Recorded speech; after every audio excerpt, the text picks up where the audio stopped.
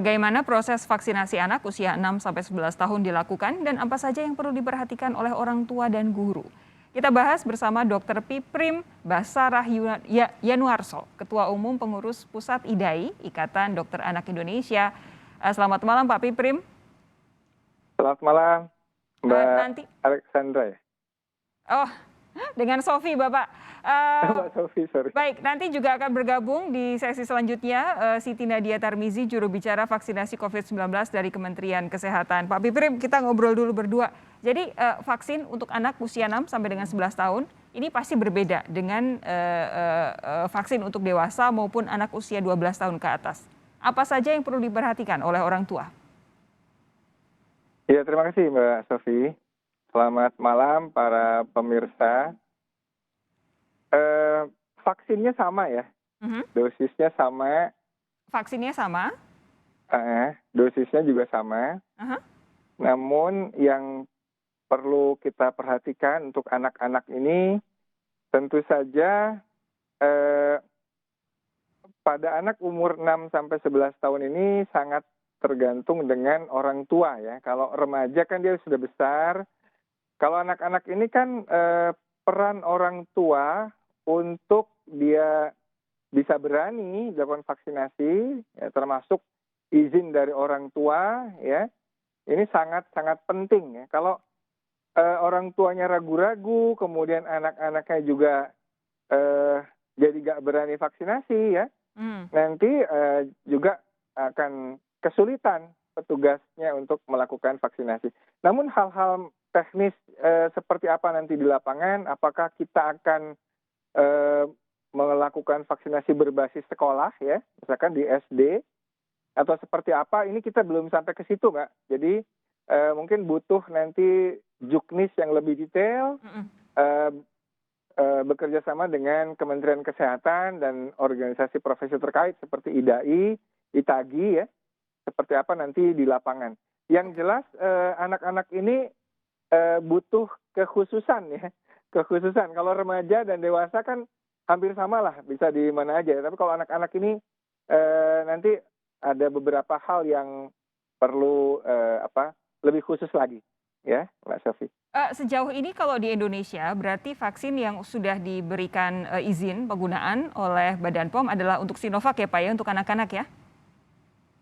Iya, yang dikeluarkan izin khususnya baru Sinovac.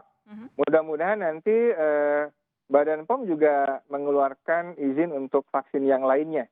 Oke, nah jadi saya mau ulangi lagi, untuk vaksinnya sama, menggunakan Sinovac untuk sampai sejauh ini, dan dosisnya sama, jarak pemberian vaksinasi untuk yang pertama dan kedua juga sama, 4 pekan ya?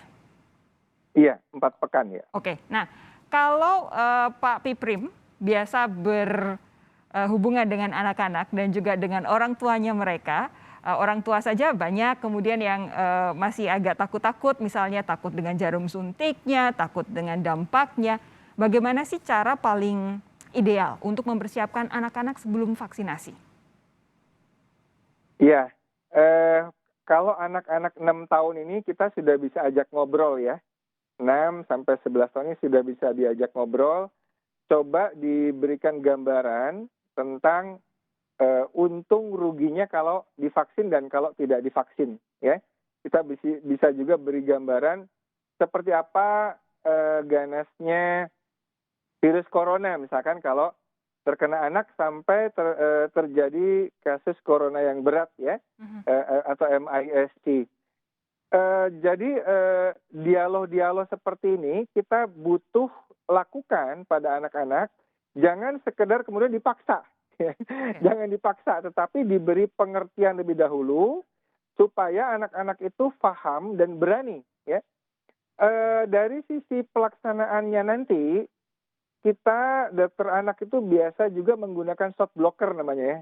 Jadi ada semacam alat begitu ya dari plastik ya, ada duri-duri kecil. Kalau ditempelkan di lengan itu mengalihkan rasa sakit ketika jarumnya masuk ya. Sehingga anak itu tidak terasa pada saat disuntik.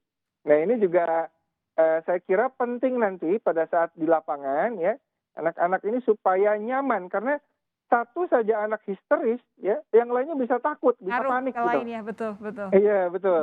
Oleh karena itu, kenyamanan pada saat disuntik itu merupakan satu prioritas juga ya, kalau bisa anak yang berani duluan yang maju gitu ya. Mhm. Jangan sampai nanti anak-anak lari keluar jendela dan sebagainya. Iya, Ini supaya kasih heboh. contoh teman-temannya bahwa, this is okay begitu ya, disuntik, memang untuk Ya, kepentingan kita sendiri, dan juga ternyata tidak terlalu sakit, seharusnya seperti itu.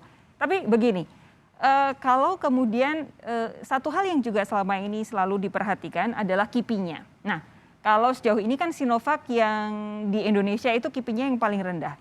Kira-kira kalau, dari pengamatan Pak Piprim, adakah nanti yang harus diperhatikan terkait dengan KIPI untuk suntikan vaksinasi terhadap anak-anak?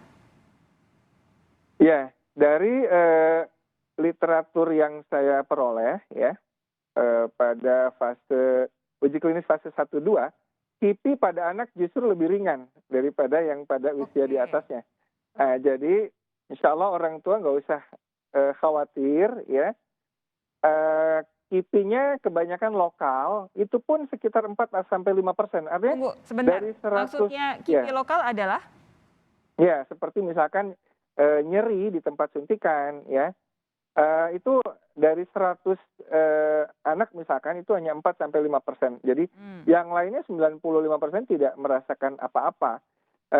Tidak dilaporkan reaksi sistemik ya, sehingga insya Allah vaksinasi COVID pada anak ini akan berlangsung aman. Tetapi tentu saja sebagai dokter ya, dokter anak, kami juga sudah menginstruksikan kepada semua anggota dokter anak di Indonesia untuk senantiasa juga mencatat ya, dan mencatat sesuai dengan nanti format yang ada di dari Kemenkes ya, juga termasuk reaksi apa pasca imunisasi ya. Jadi itu dalam pantauan kami ya. Pak Piprim begini, kalau untuk vaksinasi dewasa, kita kan tahu kemarin kan ada prioritas begitu ya. Yang pertama adalah tenaga kesehatan dan juga pelayan publik dan juga lansia. Lalu kemudian mereka yang memiliki komorbiditas begitu, penyakit-penyakit bawaan, lalu baru masyarakat yang lainnya. Kalau untuk anak-anak ini usia 6 sampai dengan 11 tahun, adakah yang harus misalnya jadi pertimbangan oleh sekolah, oleh puskesmas untuk lebih didahulukan? Kami belum sampai ke situ ya, belum sampai membahas itu sedetail itu. Tetapi kira-kira ya, anak-anak yang punya komorbid ya, yang sakit kronik yang stabil, itu sebetulnya jauh lebih perlu vaksinasi. Oke. Ya. Tapi kita belum bahas sampai ke situ ya, Mbak. Memang ada yang kontraindikasi untuk vaksinasi COVID ini, yaitu anak-anak dengan kasus yang sedang menderita sakit berat, misalnya sakit kanker, sedang pengobatan sitostatika dosis tinggi, dan lain-lain. Ini memang jangan dulu ya, atau anak sedang dirawat di ICU, sedang sesek, gagal jantung, dan sebagainya. Tetapi apabila anak tersebut ada kelainan bawaan, ya seperti penyakit jantung bawaan, namun kondisinya stabil, ya ini tetap boleh dilakukan. Nah, apabila ragu-ragu, silakan menghubungi dokter anak yang biasa merawatnya selama ini untuk mendapatkan surat keterangan layak vaksinasi. Oke, intinya saya ingin memberi gambaran dengan bahasa yang lebih sederhana dari penjelasan Dr. Piprim adalah bahwa anak-anak yang memiliki penyakit berat, komorbid sebenarnya justru lebih perlu untuk divaksinasi, tetapi dengan syarat bahwa penyakitnya dalam kondisi yang stabil. Kalau tidak dalam stabil, lebih baik distabilkan terlebih dahulu untuk kemudian ikut vaksinasi. Jadi yang anak-anak justru yang punya penyakit komorbid ini yang harus betul-betul kita jaga bersama ya dengan vaksinasi dan juga dijaga dengan 3M yang dilakukan oleh orang-orang di sekelilingnya. Dr. Piprim, kita akan kembali membahas soal ini sesaat lagi sembari kami menantikan juru bicara vaksinasi COVID-19 dari Kementerian Kesehatan Siti Nadia Tarmizi nanti bergabung di Sapa Indonesia Malam. Tetap bersama kami, saudara.